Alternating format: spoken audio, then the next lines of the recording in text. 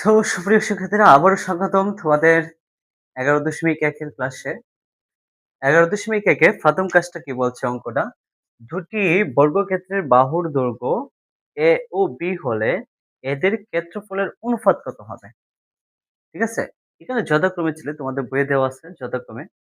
দুটি বর্গক্ষেত্রের বাহুর দৈর্ঘ্য A ও B হলে এদের ক্ষেত্রফলের অনুপাত কত হবে? তো এদের ক্ষেত্রফলের অনুপাত নির্ণয় করার জন্য আমার ফার্স্টে যে কাজটা করতে হবে, লিখব যে দেওয়া আছে দুটি বর্গক্ষেত্র না? দুটি বর্গক্ষেত্র। তাহলে আমি একটাতে প্রথম ধরতে পারি। প্রথম বর্গক্ষেত্রের এক বাহুর দৈর্ঘ্য কত? A metre. দেওয়া আছে কি? এই যে প্রথম বর্গক্ষেত্রের বাহুর দৈর্ঘ্য তো একটা তো A মিটার, আরেকটা হলো B মিটার। লিখলাম প্রথম বর্গক্ষেত্রের এক বাহুর দৈর্ঘ্য A মিটার। তাহলে তাহলে প্রথম বর্গক্ষেত্রের ক্ষেত্রফল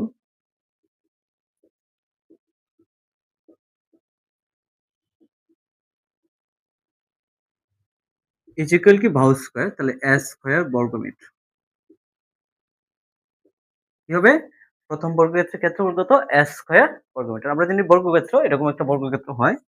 এই যে একটা বর্গক্ষেত্র, যদি এটার একটা বাহু A হয়, বাহুর দৈর্ঘ্য যদি A হয়, তাহলে ৪ টা বাহুই কিন্তু সমান থাকে। তো বর্গক্ষেত্রের ক্ষেত্রফল নির্ণয়ের সূত্র কি? বাহু স্কয়ার। কি স্কয়ার? বাহু স্কয়ার। তো বাহু যদি A হয়, তাহলে A এর স্কয়ার করলেই আমার বর্গক্ষেত্র হয়ে যাচ্ছে। ঠিক আছে? তাহলে ক্ষেত্রফলে আমরা লিখব বর্গ মিটার। এখন দ্বিতীয় বর্গক্ষেত্রের বাহুর দৈর্ঘ্য কত? B metre. আবার লিখব, আবার দ্বিতীয় বর্গক্ষেত্রের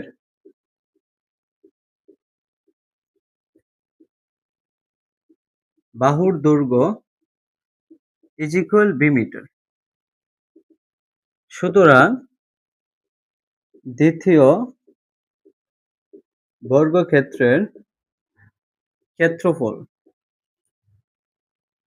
ইজ ইকুয়াল কি হবে? B স্কয়ার বর্গ মিটার।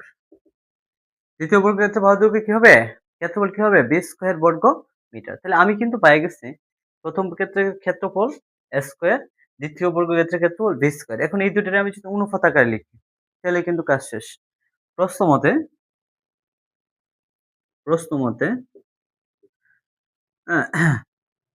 এদের ক্ষেত্রফল নাকি? দুটি বর্গক্ষেত্রের বাহুর দৈর্ঘ্যের ক্ষেত্রফলের অনুপাত। দুটি দুটি বর্গক্ষেত্র। দেখব দুটি বর্গক্ষেত্রের ক্ষেত্রফলের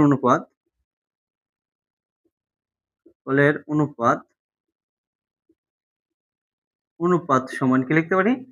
একটা বর্গক্ষেত্রের ক্ষেত্রফল কত? A স্কয়ার, অনুপাত দ্বিতীয় বর্গক্ষেত্রের ক্ষেত্রফল কত? B square. আনস ঠিক আছে? আমি আবার একটু বুঝিয়ে দিই কি করছি?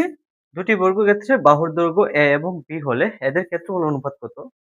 তাহলে দেওয়া আছে প্রথম বর্গক্ষেত্রের বাহুর দৈর্ঘ্য A মিটার। সুতরাং প্রথম বর্গক্ষেত্রের ক্ষেত্রফল A স্কয়ার বর্গমিটার।